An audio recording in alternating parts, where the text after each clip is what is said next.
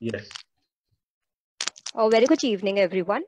It's an absolute pleasure to introduce the guest tonight, Mr. Rahul Deodhar, who is not only an international investor, but also a lawyer and an author with an experience across manufacturing, consulting, and investment banking firms.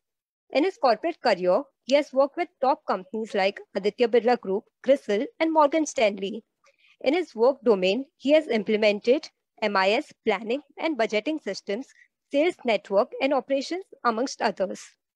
He has led several research teams, and let me tell you, his research models have been used to forecast industry demand in real estate, airlines, metals, and shipping, and many other industries. Owing to his great experience, he has advised a wide range of clients, including the Fortune 500 companies, the public and the private sector bank, amongst the various other industries. Mr. Deodhar has taught subjects like programming, business, and finance at top B schools like JBIMS and NMIMS. He has also authored two books, which are Subverting Capitalism and Democracy and Understanding Forms, and has also published research papers on Social Science Research Network. I'm very proud to say he is amongst the top 10 research authors by downloads on SSRN, that is Social Science Research Network. His detailed strategy recommendations for improving best suburban transport system and National Highway Authority of India were featured in Money Life magazine. To share innovative perspectives on capitalism, democracy, and geopolitics, he has founded Right Views Media. You can explore the same at rightViews.com, which is rtvws.com. Last but not the least, his educational qualification is BEMMS LLB, and he's currently based in Singapore. I would now request Mr. Rahul to take the presentation forward. Thank you. Thank you. Let me share the screen.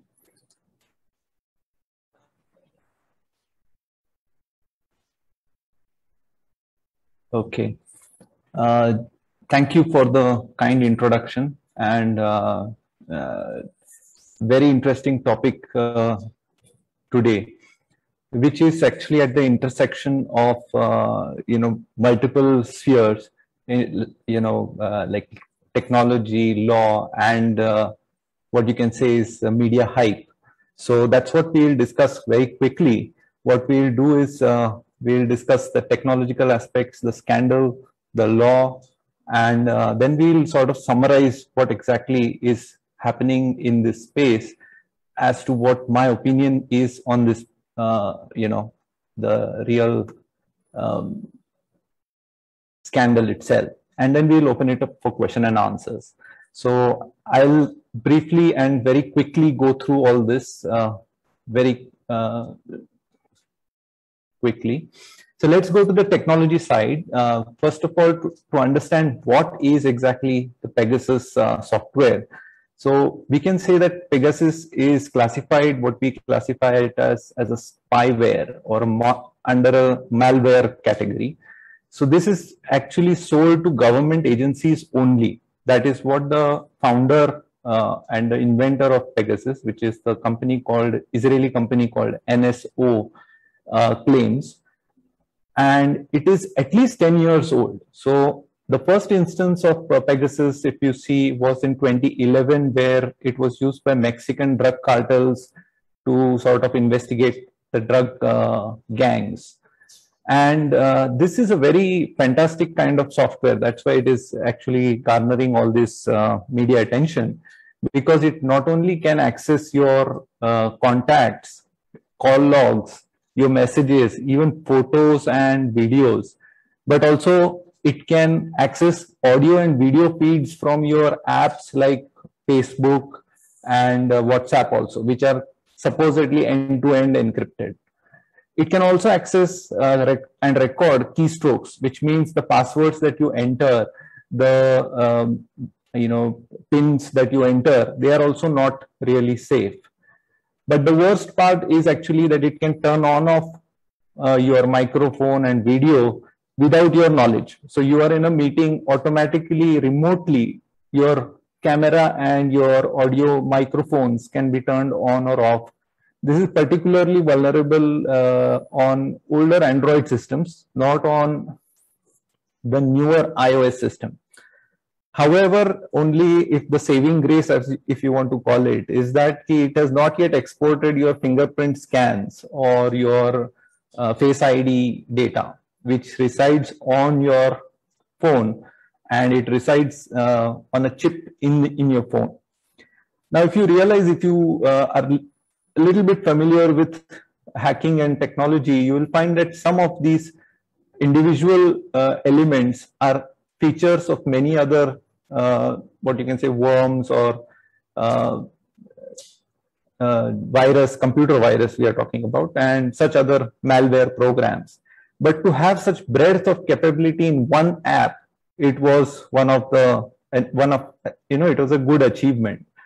But it doesn't stop here. In fact, this Pegasus infection can happen over a multiple style infection protocol.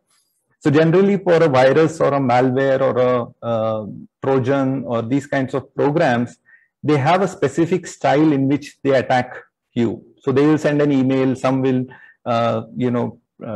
sort of send a prompt on your phone, which you click yes, and then it acts. This Pegasus, however, is able to attack with multiple styles. So it is a broad-based attack vector, as it is called. And you can simply, you may be able to install it without your knowledge, of course, that you are installing some program like a game, for example, and it asks for one permission and another app is installed without your knowledge. It can happen like that. It can also trigger something like a notification which says this needs access to your photos, this press yes, or wants to download device drivers or something. You say accept or okay or allow, and Pegasus gets installed. If your phone has a particular vulnerability, which can come from the operating system itself, your operating system is old and not updated, or your phone has some vulnerable apps already installed. The game apps are more, vulnerable in these kind of categories. In such cases, Pegasus can be installed without you clicking anything. So they can just simply send a message to that app and your phone can be infected. It can also happen through over the air. That is when you are using free Wi-Fi at airports or coffee shops or such other places. But here, if you want to really install it, you need physical access to the phone. So while you are talking, your friend may just move the your phone may be just away from your physical attention space, and someone might quickly press a button on that, and then you might get an infection. It is also spreads to contamination. Now, contamination means basically if you are in touch, regular contact, exchanging messages, photos, emails with a person who is already a Pegasus target. Let's say a person who is interacting repeatedly with a drug lord or some such person who's already being spied upon and who has Pegasus installed, or he has already got infected on his device, then you are also likely to get infected. So this is contamination. Now, the beauty of this Pegasus software is that it enhances its protection by actually self-destructing if it suspects that someone is trying to detect whether Pegasus is on the phone or not. And it also tries to hide the hacker. So for example, if Pegasus is on your phone and it wants to upload, let's say, a particular photo, then it will not upload it and send it directly to your government. It will, let's say, it will send it to first Nicaragua, and then from there it will go to Canada, that it will go to UK, then across Japan, all over the world it will go, where it will be uploaded to a website. Sometimes it will be archived, sometimes it will be saved in message, emailed, and this kind of way is used to mask the destination of that file.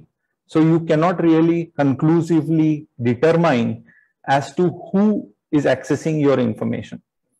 The third smart feature of what I call is also it can lie dormant like a sleeper cell, and it will not activate unless a command is given remotely to trigger and start surveillance.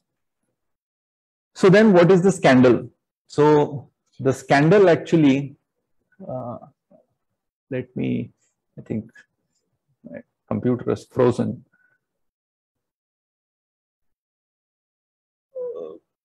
Okay. So, okay. So the scandal is actually, 180 journalists in 20 countries, they managed to conclude Amnesty Pegasus project. This is the team that undertook this investigation. They managed to conclude that 180 journalists were subject to some sort of spying. Now, if you look at this, how it was done, it is very important to note that. And one of the things that they say is that cutting edge forensic testing was deployed, and phone owners, basically what it means is that they logged into a software and gave permission to scan their phones or backups basically to this software, and then this software scanned their encrypted backups and determined that this backup actually always exchanges data with certain locations. Now in Pegasus, what happens is, like I explained, the file actually goes to Nicaragua, UK, across that. So suppose your phone is sending some information to a known place like Nicaragua, where other Pegasus softwares have been sending information. Then they will flag you as a potential, compromised target. So they have developed these indicators of compromise, which they keep updating based on how many people test on this website. And they find that, or they conclude that because these indicators are present in your phone, that's why you are likely under surveillance. Now, this brings us, before we delve into whether this is true or not, let's understand what is the concept, the legal background and legal points that we have to consider before we say whether this is a scandal or not. So to prove whether it is a scandal, you have to establish three things. First, you have to establish that there is actually surveillance and you are under surveillance. Second, you have to establish that the surveillance has been undertaken by your government, not any other government, your government. And third thing is that surveillance is without authorization. Implicit or explicit authorization is possible. So you have to be totally without authorization. If you prove things, only then you can say there is truly a scandal. Now there are legal points, because that's why these are three are very critical. First is right to privacy. Everyone in the country enjoys certain right to privacy, which means the government is not allowed to take your information without any specific permission or authorization. A parliament has to authorize the government by passing the law which allows the government to get this data. Now, if there is no law, let's remember this, that your name, your address and your face are not public, are public information. They are not private. So a government officer acting in official capacity, not in personal capacity, but in official capacity, can stop you and ask you your name, your address, and he can take your photo, and he can ask you to produce some proof to substantiate this. This is not covered under privacy, and unlike many people believe. Your fingerprint, however, is matter of privacy, though these days it's easier to acquire fingerprints than many other things. But government cannot acquire your personal information like health information or such other information without authorization. And if it does, then it is a scandal. So government surveillance without authorization is not allowed, and this limitation is only applicable to government. So if you have hired, let's say many people have hired in private investigator to spy on their spouse, that is not covered under this. Within the legal limits, a private investigator can still spy on the people, but the limitation is only for the government. Now, there are certain important things. The right to privacy, which people often talk about, can be waived, and you can waive it in the most innocuous way by accepting terms of terms of service and saying okay or allow when the app asks you. Second important thing is that government surveillance with permission, with authorization is allowed.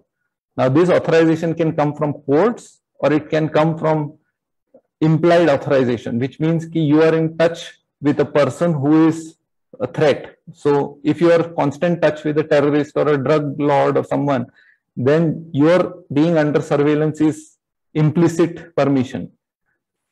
And it matters who is spying on you. Like we discussed, private investigator can spy on you within legal limits. Companies like Google, Facebook can spy on you because they are not government. And you have to remember that there are no rights in certain cases. So when we say right to privacy, that is applicable to citizens. But non-citizens in terms of law, you can classify as residents, friendly aliens, and enemy aliens. Enemy aliens is like Ajmal Kasab. So they have no rights. Friendly aliens is someone who randomly lands up without any authorized document, and residents are those who are, with proper documents. And there are transit passengers. So progressively, the right to privacy is different for different groups. For your citizens, it is the strictest. Foreign states can undertake surveillance of you. So, for example, tomorrow China decides to surveil, Barkhadat. It can do so. There is nothing. It will be a diplomatic issue. It won't be a legal issue. The third thing is that you can volunteer by installing an app and give your permission to undertake your surveillance upon you. So you are volunteering your information, and it is possible. So how do you decide and how do you agglomerate this? In my view, this scandal is totally baseless because traces of Pegasus cannot be equated to spying. So if you go, just step down on the road and take the first person's phone and check it for vulnerabilities for spyware, malware, and trojans and viruses, you will find all of them exist on his phone. They may not be Pegasus, but some or the other will definitely exist. Even on my phone, there will be some, malware or some kind of traces of such kind of things on my phone. That does not mean I am being spied upon. Vulnerabilities exist in all phones. And second, the third point is basically that your phone voluntarily sends data all the time to all sorts of places. Now, when you say to Microsoft, let help developers by giving feedback on the software. I don't know if you have noticed, and you say allow developers to get the data of this app so that they can improve the app. That data is anonymized because Microsoft cannot identify you when it takes the data for, let's say, how you're using Word or PowerPoint. It cannot identify you. But you know that Microsoft is taking this data. In Pegasus case, that is the subject, is known, but who is taking your data is not known. So this is the main difference in this kind of data acceptance. However, that does not mean your phone is sending data to certain location, does not mean it's hacked. Now, there is a clear way of proving a scandal is how Snowden did it. You take the government database, access it, either hack into it, or some government employee comes out with the data saying that this is the data I have on these particular individuals, which is a private data, and we don't have any authorization to get this data. And then it will be proved as a scandal. So you are proving three things: that your government is spying on you without authorization. So let me just highlight one truth about this, is that your data, more data about you is available with Google and Facebook than with any other person or entity in the world. So technically, Google and Facebook, because they are beholden to United States government, when United States government asks for the data, they are required to give that data to them. that's like a Pegasus only. So Facebook, Google are Pegasus for US government. So they have more data about you than you can ever imagine, your government can ever imagine it can ever gather about you. So a reference, you can say, you can definitely read a book called Zucked by Roger McNamee. It's a fantastic book about Facebook and data algorithms. Roger McNamee is also a technical, is a investor, angel investor in Facebook, and he was mentor to both Zuckerberg and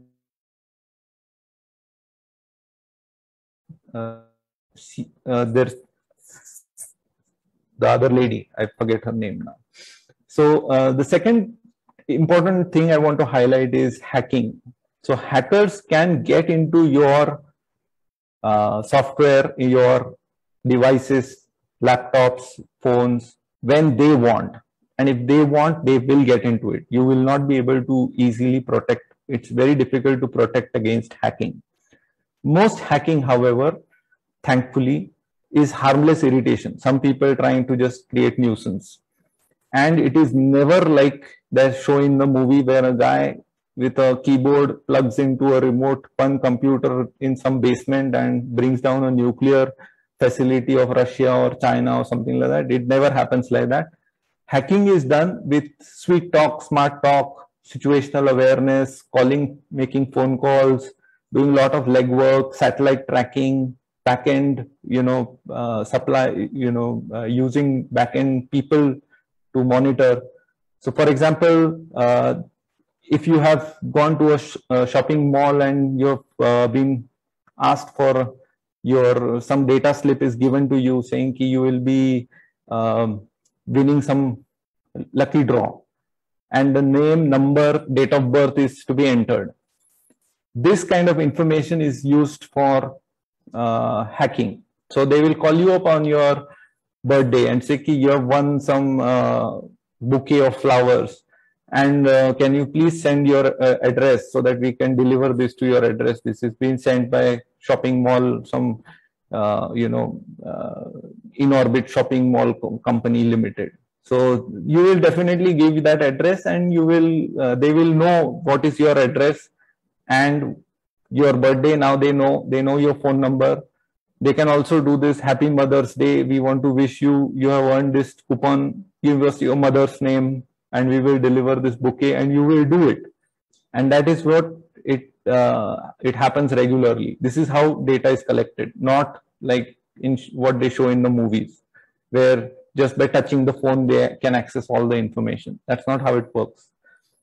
The third thing I want to highlight is Israel is a poor country's spy shop. So there is most likely better and worse, more dangerous softwares like Pegasus around from Russia, from US itself, or maybe some European countries, which may already be on your computer, on your phones, and they may already be sharing a lot of information which you may not be aware of. So there is limited things that you can do, but you can definitely do this. And one of the important things that you must do is update your softwares immediately. Whenever they say, your software update, please update Android to next version, do it. Don't waste time. You might say next day, and it never gets updated, and security loopholes keep building into your phones and laptops and all these devices, including your set-top boxes these days. Give apps minimum permissions. People have the habit of, download app. Let's say you want to play chess.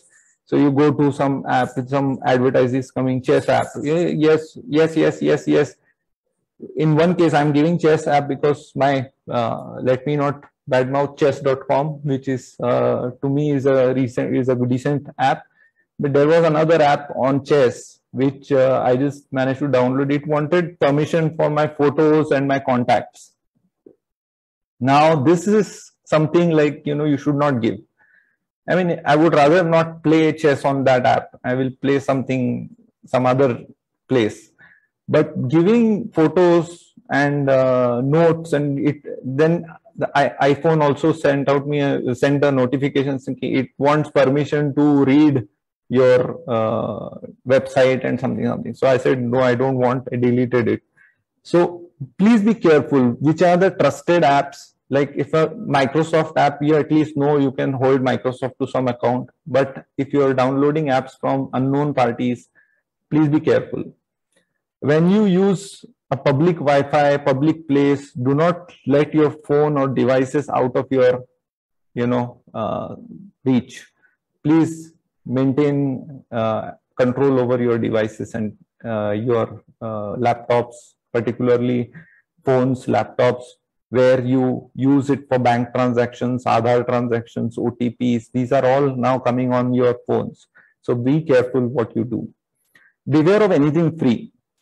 Any free Wi-Fi, free bouquet, shopping mall, lucky draw, don't participate.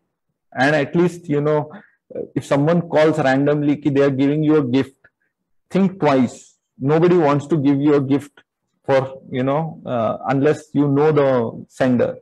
So this is no longer that innocent age where people can send you and call you on look up your number on a directory. Those days are no longer there. It's all gone. So be careful of where you share your data. And then another way to easily hack is basically people write down their passwords in a text file on their phone or PC. By chance, some Pegasus kind of software has gone into your PC or phone, they will get access to all your passwords. So use a password manager. These days, there are some good password managers. You have to pay for them. If you want a free one, take the Mozilla Firefox. They have a password manager. You can use that, which is at least known, but you try and use the known and good validated ones. Second, finally, this I wanted to say because as a lawyer, we have, I have had the opportunity of advising many people who were technologically smart, but they did very basic mistake like giving their PIN. And this unfortunately happened 3 times in the last just couple of months, where 3 of the people contacted me for this. Don't ever give, nobody wants your PIN. Okay. So don't ever give your PIN to anyone. The minute you give your PIN, all things can go wrong. Finally, despite all this, a smart person may actually get access to your photos, your videos, your, some these days, particularly teenagers. What is on teenagers' phone is, it's a minefield. If they get access, Pegasus kind of software or a hacker gets access to that, it's going to be very difficult because they will expose it. So my friend, she's also a consultant. She says that blatant integrity is the way forward. So you live that everything, if it is exposed, no problem. There is nothing will be damaging to you. So don't record. Tell your kids or nephew, nieces, whoever is young, train them not to record any objectionable photos or keep any kind of photos which are objectionable in your phones. This is going to be one of the digital, sanity will be one of the next frontiers, which we'll need to teach our kids. So that's in brief about this. I hand it over to you for questions. I hope I have not taken too much time. No, I think you are fine. And I'm wondering, when we do Zoom, everything is recorded. So is that like the first step to Pegasus? Because Zoom keeps on asking whether Yes, actually, it is recorded, and that is some sort of a the data is collected. It is often shared and available with some server in China. So be sure of that. But that's why we never discuss anything that is weird, anything objectionable. So always we have to go with blatant integrity. If any time it is shared, it is available, you realize that it is going to be, think of it as it is public. The minute you put it on a device, it becomes public. It's just you don't know that it is public or not. But it becomes, yeah. I agree. I mean, as we open up the floor for questions, I'll just share a brief incident which happened. This was maybe 2-3 years ago, where we were discussing with my brother and I think my wife about some particular thing verbally, right? And after that, when he went to his computer, on his Facebook feed and anything, those searches popped up and suggestions for that. And he had not searched on the internet for anything. So after that, we realized he tried it. After that, just intentionally, he said some words close to his phone. And those things started popping up on on his Facebook or other things. So I think your phone, your computer, everything is listening. Every stroke you type is being recorded somewhere. As Bhagwan sabka hisab rakhta hai, our internet and everything is starting to do that. Very true, very true. And also, I didn't cover Alexa and these kinds of devices, but they are also always recording. So when you enable, like let's say on Apple phone, you say Siri, send data to Apple for improving Siri. That data is actually captured irrespective of whether you give permission or not. Whenever you are talking between friends also, that data is captured. So many of these instances, like you highlighted, Gautam, we have to be aware of now. Yeah, we have to be very, very aware. So can I ask a question? Yeah, go ahead, please. Yeah. Hi. So I have this question for you that now the children are hooked. They are at home and they are online all the time with either an iPad or a laptop. What is the surveillance mechanism that we can put to protect them on these devices? Because I really fear for the children of today who are completely on gadgets all the time, and we have to give them free access, and too much of control is not helping because they are bound and stuck at home. So in controlling that, unknowingly we have to do it without their knowing. So how would you suggest that we put some kind of mechanism to protect them? Actually, this there are two things that are very critical.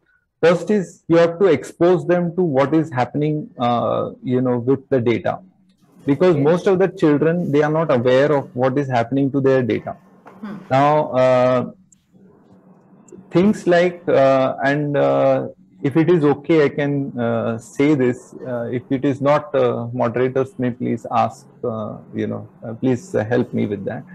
But this is particularly true with teenagers who are taking selfies in a very sort of objectionable selfies. They are meant for their own self.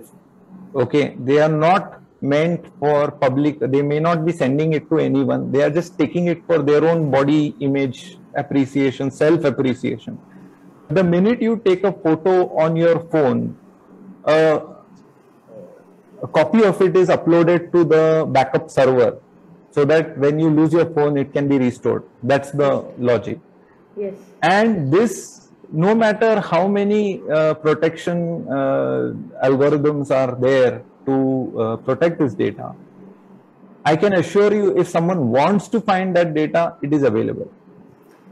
And hacking is completely, it is, it's like if the hacker has the talent, actually my data is his, or hers. It's really no barrier to that. It's only that there are too many of us, so hackers are not interested in us. So that's why we are not attracting attention. That's all. So may I request you something? I mean, is it possible when you have the time to just give us a 5-point thing on a slide? I'd like to educate children that I know.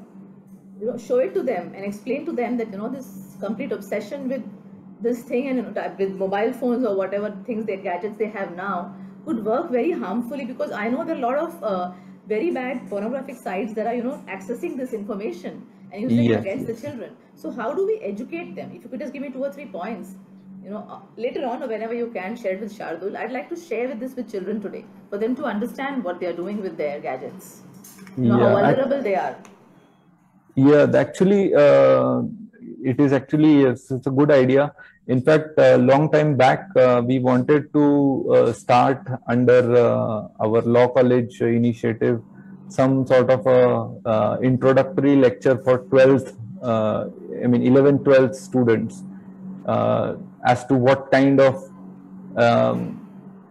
challenges they are going to face in terms of gadgets and technology. So I think it's I think I'll put together something and Yeah, I'll what they're share. exposing themselves to. You know, the Yes, teenagers, yes, they will definitely understand if we project it to them properly and explain to them that this is yes, what you're making yourself vulnerable against. They might get some sense into it because right now it's only digital age for them. They're on that all the time and we can't blame them. So I really yeah, appreciate that. Yeah, thank you. Thanks. definitely. Thank you. There's just one point, in many of our devices, if you notice that there is something called as parental control mode Yes, or yes, something. yes. But in fact, it is controlling parents, not controlling The kids, child, because correct. kids are mostly more smarter to discover our pins and whatever, and they are able to access more content than we are able to access. The amount of history they can delete, which even I don't know how to do. Yeah, Children today know how to delete everything from their devices, so we cannot even control what's happening. They are one step ahead of us. Yes. exactly. Yeah. Thank you. How is the dark web or deep web? Is it hooked into this Pegasus in some way, or is it related in any form? See, dark web is actually there is basically dark web has got multiple connotations, but essentially what you are referring to is a part which is a network of websites which deal in something called as softwares or bugs or things, exploits, programs which will help to hack.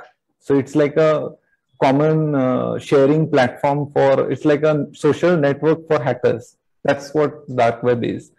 But technically, dark web is basically those websites which are not, there is a software called a web crawler, which is Google and all such bots. They use bots, which is web crawlers, which is basically travels all over the websites. So these bots are not able to reach those websites because they are so disconnected and they are hidden. So in old times, I mean, this is now discontinued and it's no longer working. So there used to be a search engine called Alta Vista. I'm probably, many of the people here may not know, but Alta Vista used to be a search engine, and Hasta la Vista was the dark web search engine, which is a dialogue from Terminator. I'll be back. Yeah, yeah. So if you type anything about dark web on Alta Vista, you will not find it. And the name and it's so close that if you go to Hasta la Vista, then you will get it where you have to go. And all the programs were available there.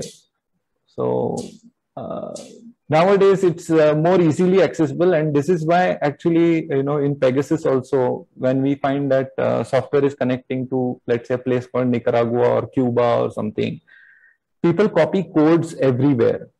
So if there is a good search function, it is available on GitHub, and these kinds of websites are there where these codes are available. You copy paste.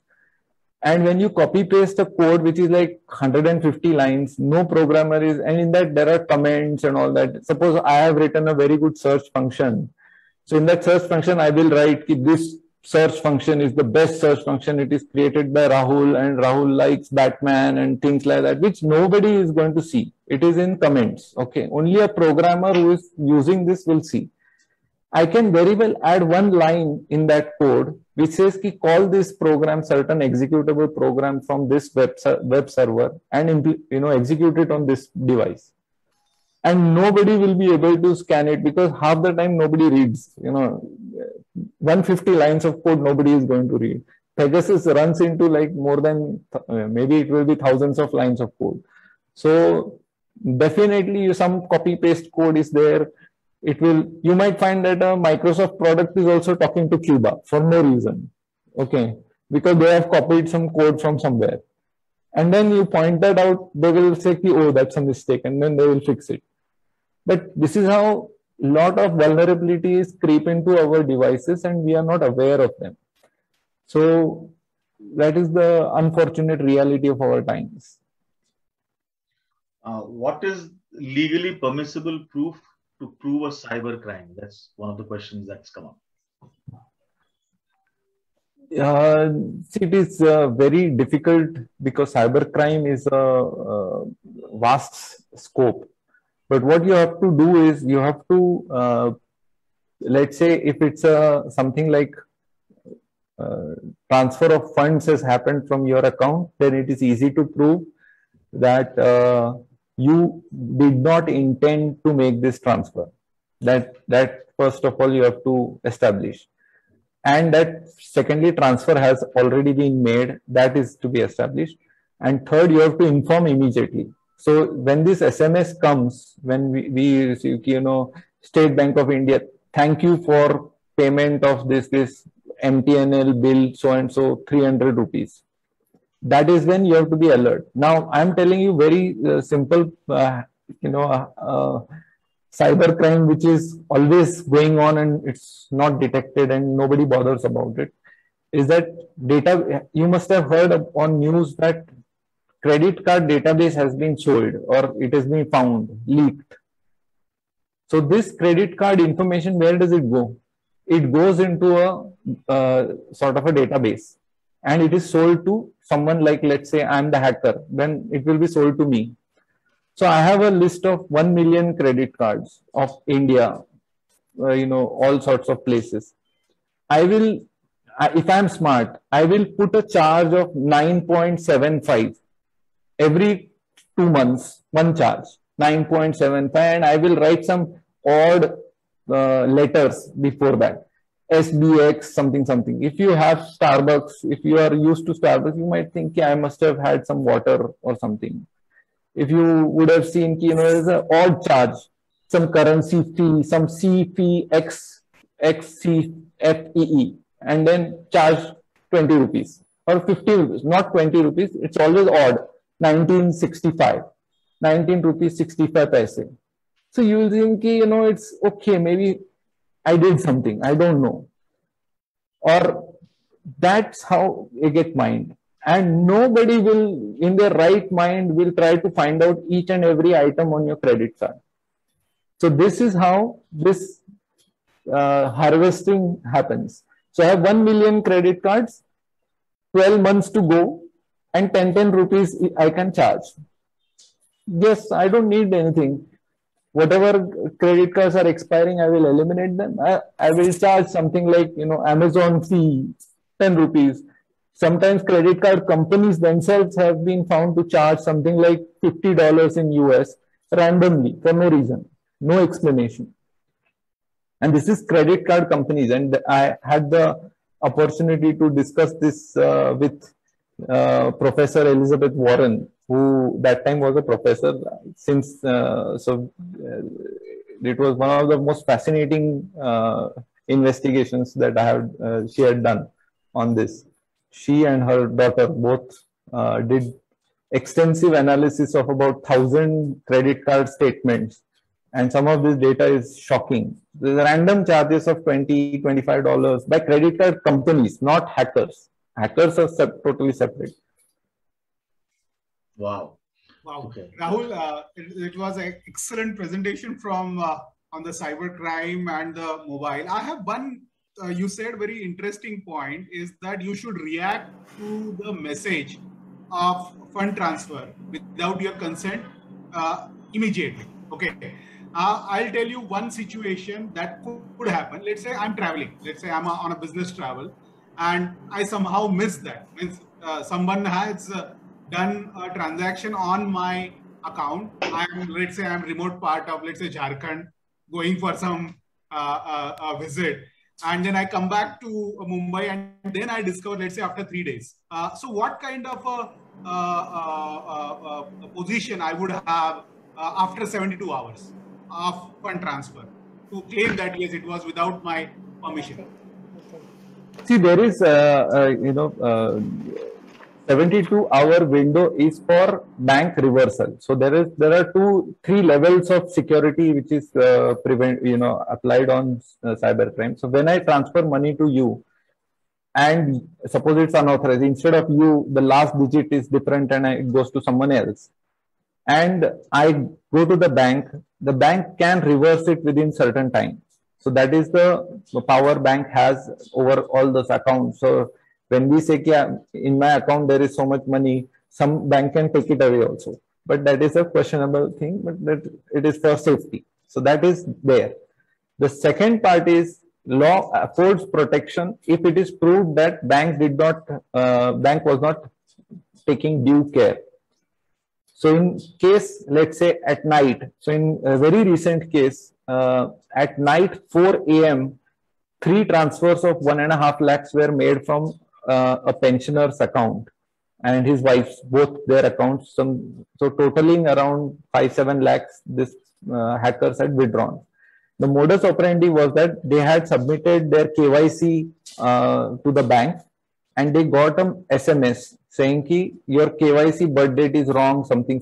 So they clicked on this link to update and they clicked and they got hacked basically.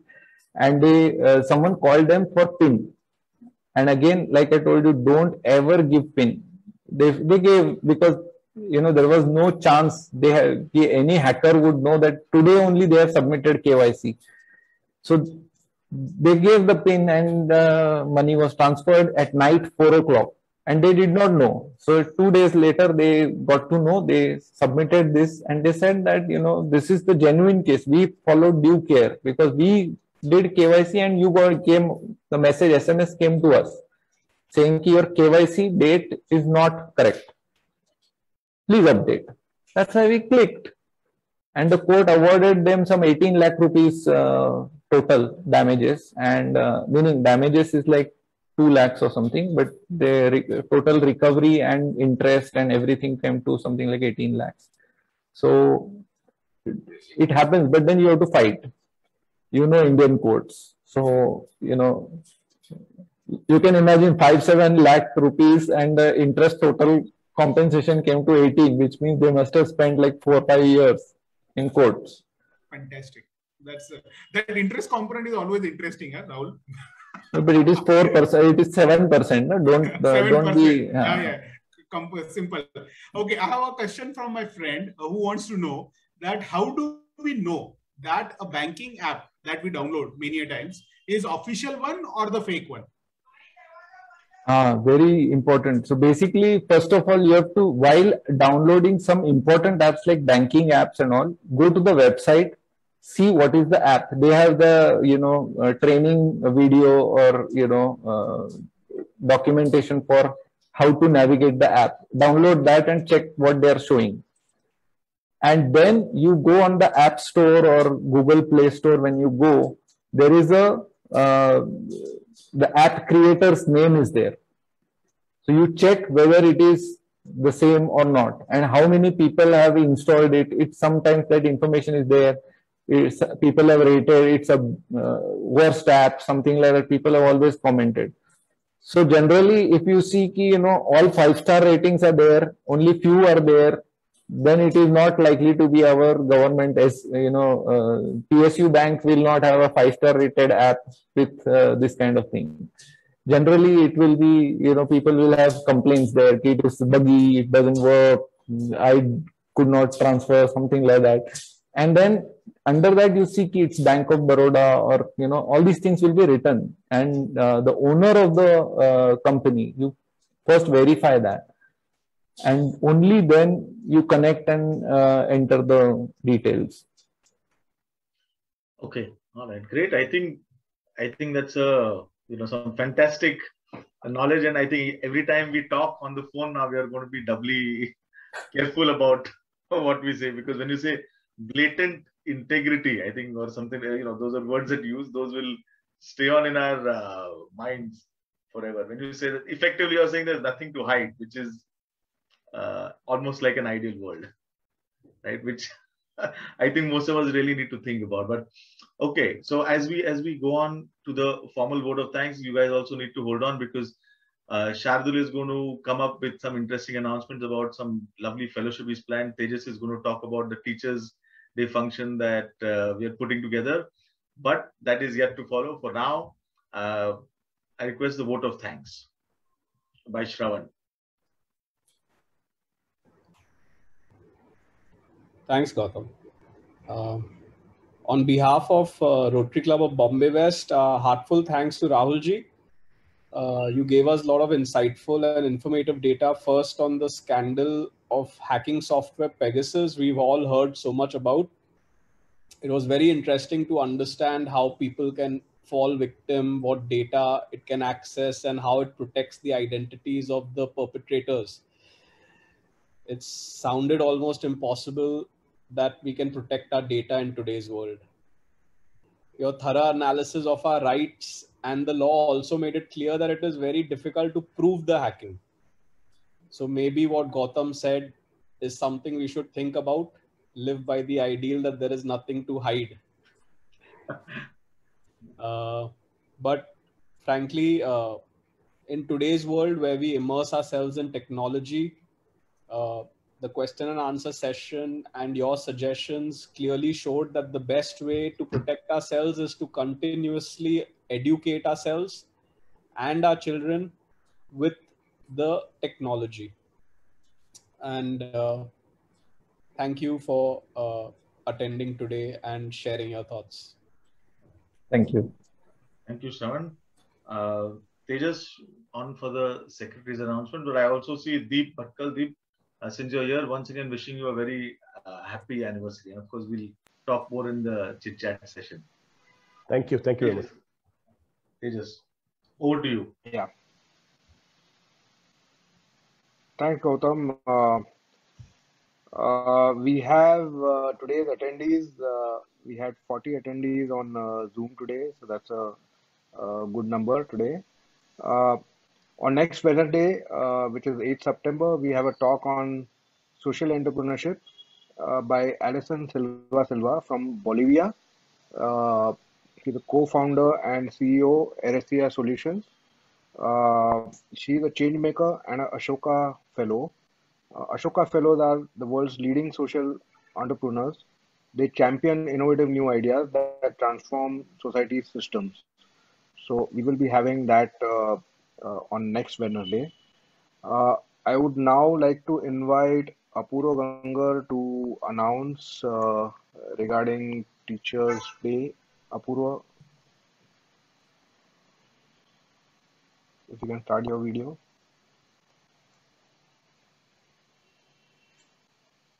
I think Apurva is not. Tejas, you go ahead, please.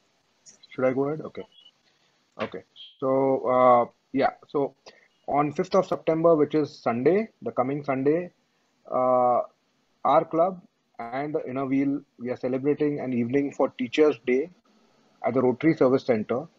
It will be an evening of recognition and fellowship. The 2-hour event starts at 4 p.m. The guest of honor is Rotarian Dr. Radhakrishnan Pillai, who is known for the Chanakya. He's a Chanakya scholar. And the chief guest is our own Rotarian Dr. Rajan Saxena, former Vice Chancellor of NMIMS University. Thank you, and I would like to invite Shardul to make some special announcement of upcoming event.